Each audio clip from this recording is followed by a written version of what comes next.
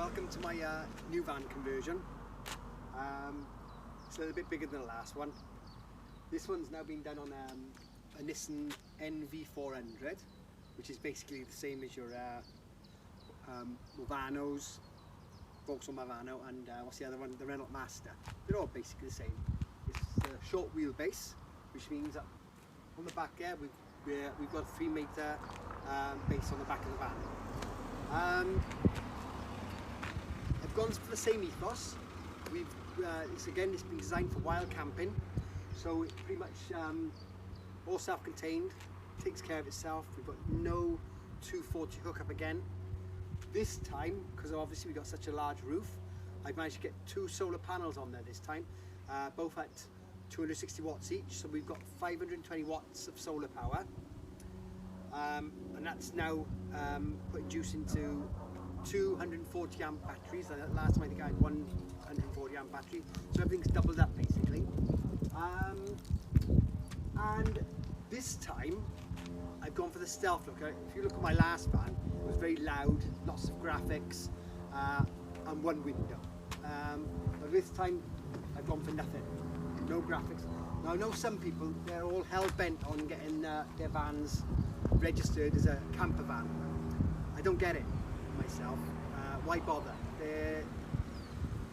Your insurance companies are all the same. As long as you send photos to show it has been converted, they're happy. You get no different quotes. There may be a few other companies that will quote for you based on the fact that it's been registered, but I've never had a problem. I think I pay for this one about £330 a year, so it's so cheap. It wouldn't be that if it was a commercial van. The other thing as well, sometimes ferry bookings, they will insist on it being a converted one on the paperwork, but most of them not. You book online or whatever, and then when you turn up, they just check the van, they see that it looks like a camper van, it's not carrying cargo, and they're happy to leave it as it is, alright? So, but yeah, you are right, the savings are there otherwise, alright? So, the beauty of this though, not having windows, it looks pretty much like a courier van. And in this day and age, when we've got lockdowns left, right and centre, it means you can carry on driving the van around and get away with it. It also means at the moment we've got all the campsites are all chock-a-block, you can't get on campsites. So when you're parking in the streets and things like that, you can get away with it because there's no graphics, no windows, people don't even know you're camping in there, right? So whilst we're here, let's all walk around the van. And I'll show you the back. So yes, this is my only graphic on here, the NV400, so I did a little play on words with that one. So open the back up, and as you can see, with this one, there's zero access to the van at all. Everything's brought right out here, alright? But it's a great place to, I mean, here I keep my water hose, I got an electric pump there, and then we've got, this is a natural drawer, you see that later on. This is the back of your fridge, so there's plenty of ventilation for the rear of your fridge. Now on that note, that's a 240 fridge, that is, a domestic fridge. No gas, no 12 volt on it, alright? It's obviously the cheaper option, but they also work the most efficiently as well. So it's the most efficient use of power. Obviously you need good solar powers to keep it running, but they're not that juicy. I think about 70 watts they run on. So, with that, you've got your 2 batteries here in their own compartment. You've also got your gas bottles in their own compartment. I've gone for 2 gas bottles because there's space for it anyway.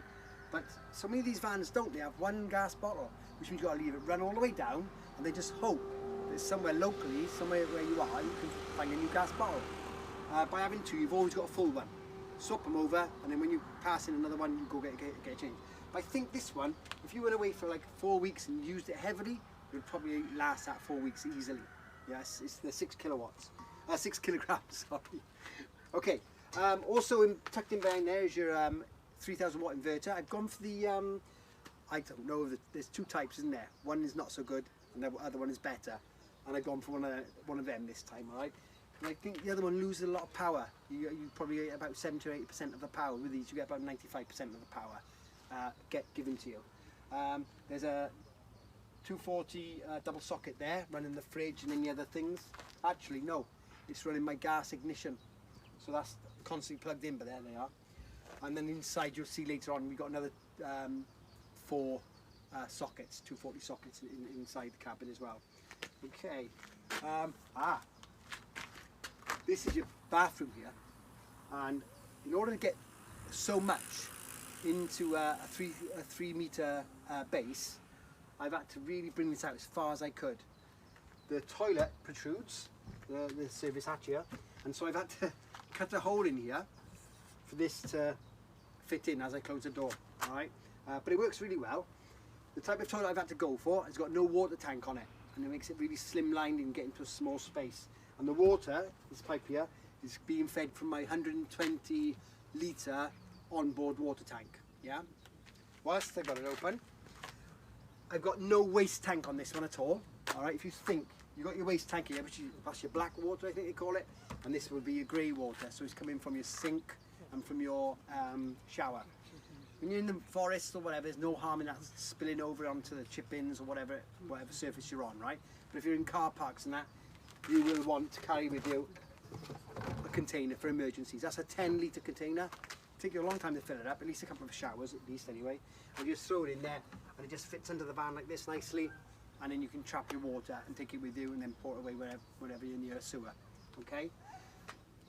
You're also going to find inside, I haven't got a fixed table in here or one that folds away inside neither. I've gone for this simple idea of having a table that you can it's portable. You can either put it inside or outside. Okay, it's got telescopic legs, so it comes up to a nice table height as well for you to have your food. All right, and there's 2 chairs for if you do want to eat outside as well. So it's all there. Another feature I put on this van is this telescopic or sliding step, whatever you want to call it. So quite simply, come out like so. It locks into place then. All right. It's a perfect place to put a doormat as well. So that's just sunk inside. If I can get him out, yep, just comes out like so. Okay.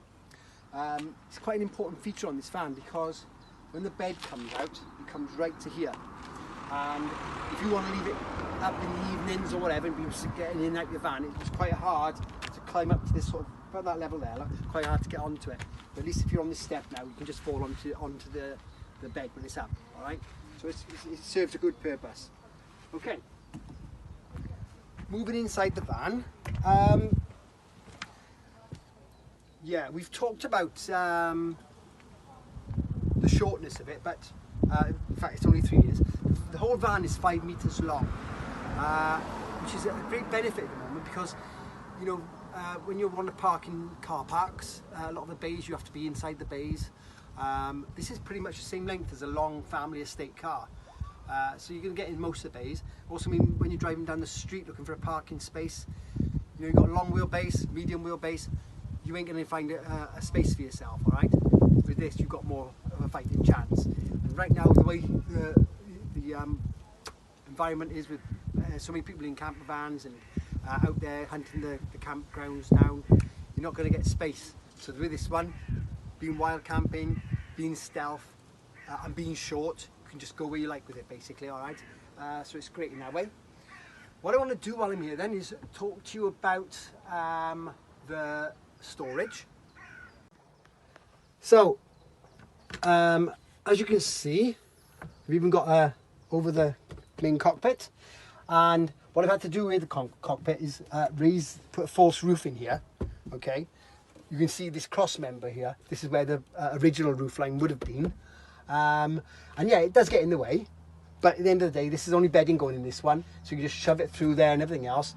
It actually works quite well because you're causing more insulation then. So if you're in the cabin in the daytime, it's going to keep it a little bit cooler in there for you because you've got so much between you and the outside skin, yeah? Also means then that when you put them all on here, they're all the same length, all the same width, and so it works quite well. This is one of them double sockets I talked about earlier on. We'll go into the electrics and things in a minute, what I've done in the van, all right? While I'm there, then that's running this projector here, all right, and also charges my speaker, and I'll show you where the screen is for that later on, all right? It works really well. The screen's actually on the door when you slide the door closed, so there's no TV in this room at all. So moving on, then as you can see, they go all the way round, yeah, and then we got wardrobe with hanging space. Yeah, I do want to get some carpet on that back wall because it looks a bit ugly. And there's your mixer shower there, you can see. And on the bottom one, we went for shelving instead. Under there you'll see a portable heater. So I haven't gone for a diesel heater in this van or anything else. You know, I mean, it does keep yourself warm. It's been very, very well insulated. Again, with some parts, we've even got 4-inch insulation in the thicker parts of the lower walls. 1-inch Celotex up in the ceilings, foil wrap after that. So it stays quite warm anyway, and in the summer it stays quite cool again. But that's for your emergencies, really. And I know a lot of people might think well, you shouldn't be using that indoors, but there is a lot of ventilation in the van anyway. So, you know, some might like it, some might not. But you know, there's plenty of room under the seats to put your diesel heaters anyway if you wanted to go down that road. Okay, so let's talk about the electrics in the van. We've seen the 240s. There's another 240 over there. Look, all right. Also, these solar chargers come with double sockets for USB sockets for charging things, and everything runs off these lately, don't they? Even this portable speaker charges off one of them, and even the projector runs off one of them. So they all run off USBs lately, don't they? But they all still need the 240 plugins for so many of them. These lights here, so we've got under cupboard lighting. Beautiful at night, so romantic. I'm an old romantic. And then we got nice floodlights at the top there. I think they were 1.5 watts each. I think they were. Okay, and it's lovely and bright in here when that's on. Then over on here, if you just look at this a moment, we've got hot water pump, cold water pump. This one here under plinth lighting. See there? And then here we've got our 2 fans. Bathroom. So, got your toilet. This black cap thing here, that's been kept because they're quite important for accessing your bulbs, for when your bulbs blow on your indicators. For the other side, you can access it from the actual back of the van, so that one wasn't a problem. And you can see we got a shower, the light, the extractor fan. Come around here. Okay, and there's your mixer valve there. Now this floor was clever. It hasn't turned out quite the way I wanted it. You can see them patches there. That's actually glitter, and the glitter sort of grouped up in some places. But that whole floor there is epoxy resin, and it's probably about 10mm thick. And the drainage street there, look. When people go and buy these special shower trays, one, they're quite flimsy, they've got to be tailored, and they are restricting, you know, where your walls can go, etc., because they're all designed for the wheel arches and so on and so forth. So with this, you can just make it exactly how you want it, and the epoxy resin come up the wall by about 1 inch all round, which means this then overlaps that, or your boarding, and it makes it a very, very watertight place. And this door here, I got from a caravan salvage yard, and it works well. The only thing I had to do, I had to put a travel bolt on it. So when you're travelling, you've got to go like that, otherwise it will just swing open and bang around. So that's how I came up with that little idea. It'll still go like that, but it won't go no further. Yeah, and then when you park it up, you don't need to use that at all. You just keep it like so, and then when you're ready. For hot water,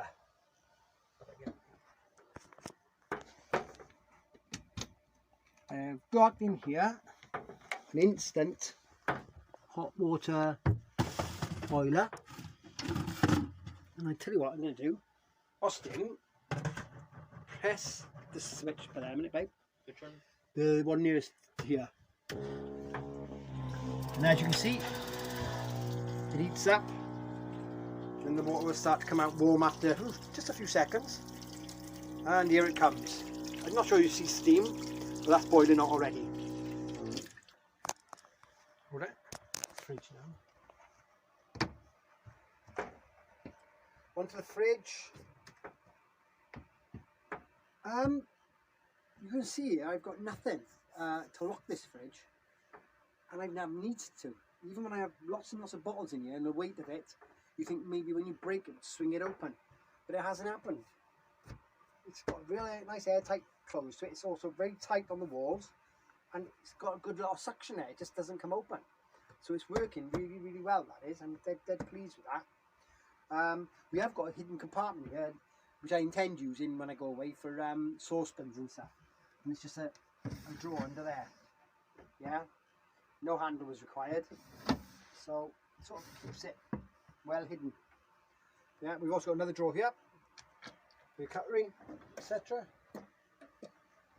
Working well, all soft close. So the only thing to show you now is how to put the bed up.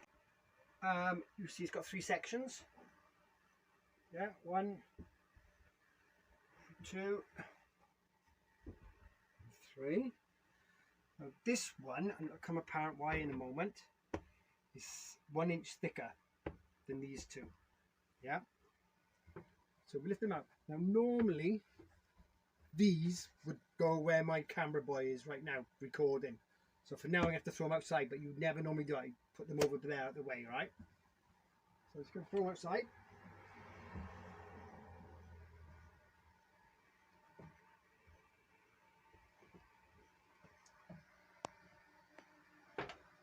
Now I'm not going to lie about this van, this bed design. It didn't work out quite as I planned. First of all, this would have been all the way back, but I just find when you do that, the back cushion has to come up on top. I find the actual seating area then is a little bit shallow, and I also find the back is too high when you're trying to put your arms up over the back. Not comfortable. So what I found was leaving this out, yeah, the back would come down lower at the back, and then you have a lot more space there for your legs, and I just find it more comfortable like that. Maybe other people might think differently. The next thing with this van, with this bed, I really thought the mechanism would be smoother and easier, right? But I have learned how to use this, to do this to the best. So basically it's two boards, yeah, 1 and 2, right? This one's been carpeted, the next one hasn't. But this handle grips the 2 of them. So as I pull, I'm pulling them both, all right? You can't really see it, but you have to take my word for it. Okay, so as I pull them, it all slides out. And it is heavy. We're not going to lie, it's heavy, right? But here's problem number 1. If I pull this any further now, where these come past this wall here, right, these will all just drop us very slightly, and then what will happen, right, is trying to pull this one from there would be very, very hard to pull. I've learned that. So what you got to do is pull about halfway where it is now, yeah, and then pull this one separately. Okay, so here we go. So pull this one separately. So you're still trying to pull that one, but it mustn't, because if it does that, see how it's gone down? Just saved it, I have. Yeah, because if that goes down so far, and this is back here somewhere, very, very hard work. All right, so here we are now. Pull them all the way out, and you do need to try and pull it straight. If it starts to twist, it gets very, very hard work. And there you go. He stops at that point there and that point there, so you can't pull him too far. This one over here is going to stop there. See that metal there? It's stopped. Can you sort of zoom in? But there, look, it's stopped there, and also over on here. Yeah, and there's your bed.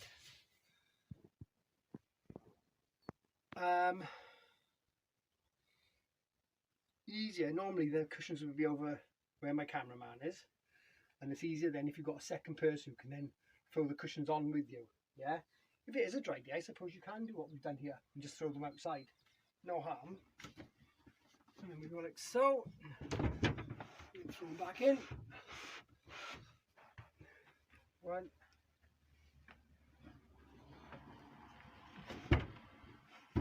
2, 3.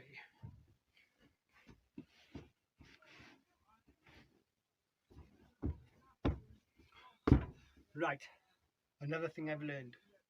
I'll stand back a little bit so you know again. So another thing I've learned, right, is when these cushions are down now, right, if I come in, I close this door, right, there's a very good chance that the door will only click. There's only 2 clicks. There's a safety click, right, and then there's the last click which locks it airtight, right, or watertight. And with this in the way here, it's very, very hard to get it to close properly, right.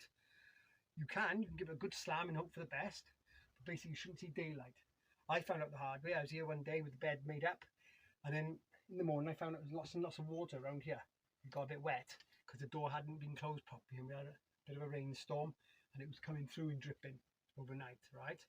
So it's very important that you have made sure the door's closed. So there's a little trick involved, yes, we wanted to anyway, and that is, before you close this door, just lift this one up and then close him. Now you know he's closed properly, and then you can just put this back down then.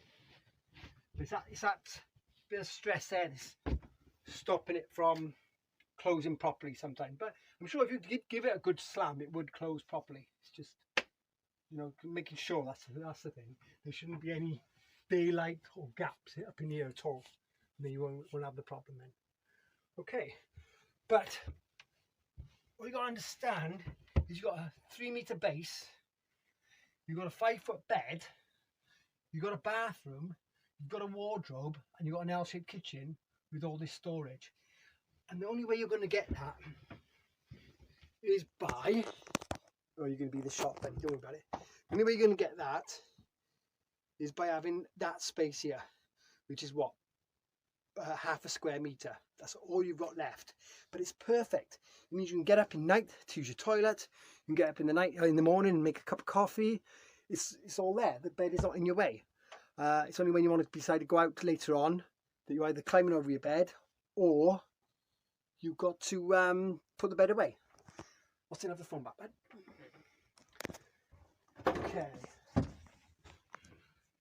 so what we're going to do next, we're just going to put the bed away, which is I'll be honest, not easy. But we'll get there. Oh, notice earlier on I said about this one's an inch longer. As you can probably see, all these boards go on top of here, and that's why this one needs to be an inch wider. So he's special. He's 6 inches thick, these are 5 inches thick, and they've got memory foam in them and normal foam. Okay, so this one can come up on this end over there and stay there, I think. No harm at all. Open the door.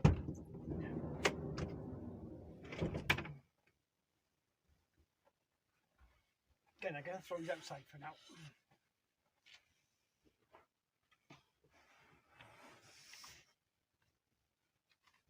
So putting this back is similarly complicated as bringing it out. And that is, what you must not do is push this any further than that without starting to move this one, yeah, because otherwise these, once they go beyond this point, they'll start to drop down. When they drop down, when you push them in closer, they'll stick here, all of them. 17 runners will all be stuck here, and you'll be trying your best to lift each one of them to get back on the run. But if you keep it beyond the point, before the point of balance where it goes over, then you haven't got a problem. And then you just push the other one in as well, like so. You see what I mean now? It's now going straight on top of that runner there, look. Yeah? Now as I've done that, once I'm past this point here, yeah, where it's now sitting on the runners, on this board here, I can now push them all the way home. Not a problem. Get my hand up and just push them on in. Okay. Put the cushions back on. As I say, you don't need to put these outside. They can go in the little area there.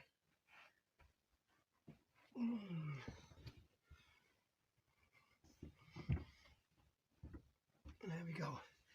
And as I say, I quite like this because it means you can put your arms on the back here, and you've got this extra to slouch into, you know, just like a lot nicer than if this was up here somewhere and these were pushed back further. I'd have a lot shorter of a space to sit on. So yeah, I like it like this. One green monster machine, 5 mates, 3 pop-up tents, and 500 miles of Scottish Highlands. We've had a little something like this. Pipes just burst. We've broken down. Morning. Hiya, don't mind me, I'm just touring the NC500. What are we having for dinner, babes? Salmonella. Why does this always happen to us? This is pretty cool. Do these make us official motorhome wankers? Yes. Right, so yeah. So sit back, grab yourselves a cup of tea or a whiskey,